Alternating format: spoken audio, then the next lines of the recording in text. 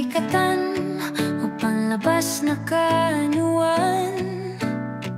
Sa kibale, wala kung walang kaligayahan. Mas matimbang ang may takot sa Diyos, upang pagsasama namin maging lubos.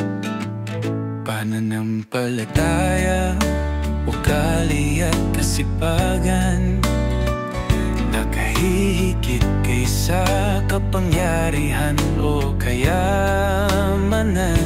Marunong makisama sa pamilya at kaibigan, sakiseryoso at damdami di sasaktan. Ikaw na ang bahala, sa'yo ako magtitiwala. Ipaalala mo lagi ang iyong salita. Gabayan mo ako makagawa ng tamang desisyon, Sa pagpili ng tamang tao sa tamang panahon. huwag mong hayaan sa pag-ibig ako'y mabulag.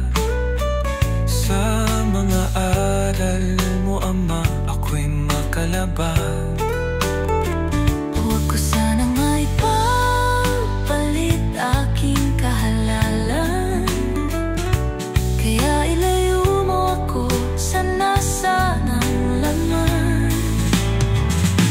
Ikaw na ang bahala, sa'yo ako magtitiwala. Ipaalala mo lagi ang iyong salita.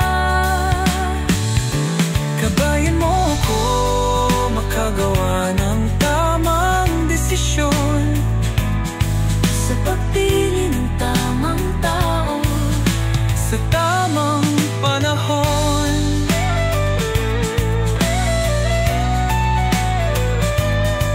ang iyong plano at taong sa kinababagay.